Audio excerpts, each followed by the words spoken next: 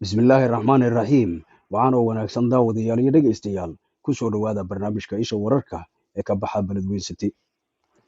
Ciidamada qaranka iyo kuwa macawisleyda oo iskaashanaya ayaa dagaal xoogan kula galay kooxda al-shabaab deegaan ka tirsan gobolka shabeellada dhexe oo lagu magacaabo juuxay.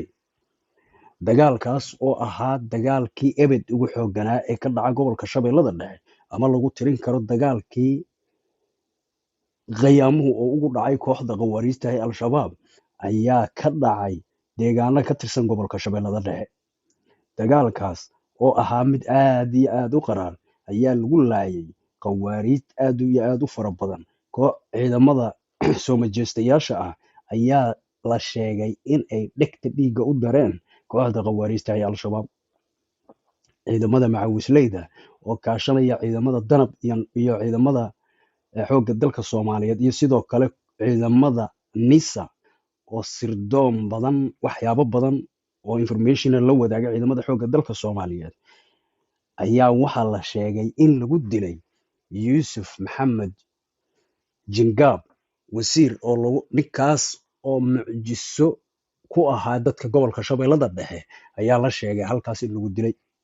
Ninkan oo ahaa mujrim aad iyo aad ummadda muslimiinta ah ee ku dhaqan gobolka shabeellada dhexe nafta ugu keenay ilmahooda iyo xaasaskoodana kala faka waayey ayaa la sheegay in maantay uu ku baktiyey dagaalkii ka dhacay gobolka shabeellada dhexe. Gobolka shabeellada dhexe ayaa ayaamihii ugu dambeeyey waxaa la sheegayaa in dagaalo faraha lala galay kooxda khawaariijta lagula galay gobolkaasi. Ciidamada soo majeystayaasha ah ee xoogga dalka Soomaaliya iyo ciidamada naftood horayaasha ah ee ka barbar dagaalamaya in loo yaqaano macawisleyda ayaa dagaaladan guulo waaweyn ka gaaray.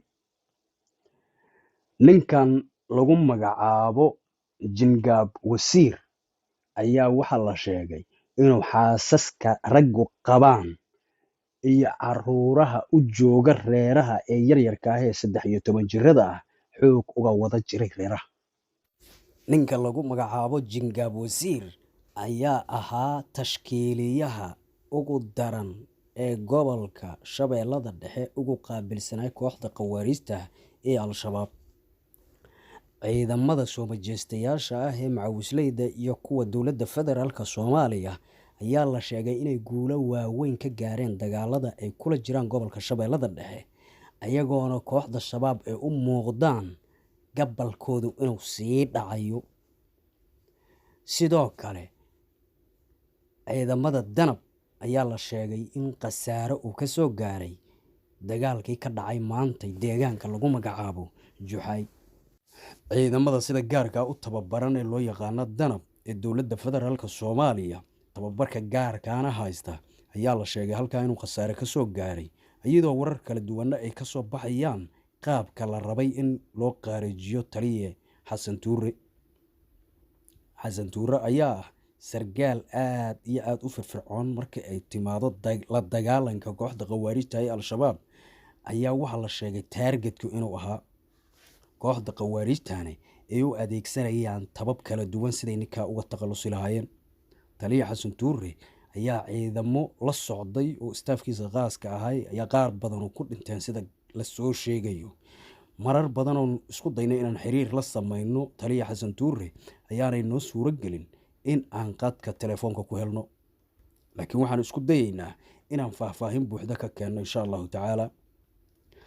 Kooxda khawaariijta ee al-shabaab ayaa la sheegay in dhirbaaxooyin isxigxiga ay ka soo gaarayaan gobolka shabeellada dhexe mida gobolka Hiiraan. Gobolka Hiiraan ayaa dad shacaba kooxda al-shabaab ku laayeen halkaas oo carab badan ka dhalatay la dagaalan rasmiyane lagu dhawaaqay shacabkiina ay iska celsheen. Hadda waxaa muuqata shacabka Soomaaliyeed in ay ku baraarugeen iska dhicinta kooxda khawaariijta ee al-shabaab. Ciidamada dowladda Soomaaliya ayaa iyaguna jaaniskan uga faa'iideysanaya si ay shacabka uga dulqaadi lahaayeen dowladnimadana ay u gaarsiin lahaayeen meel kasta oo kooxda khawaariijta laga qabsado.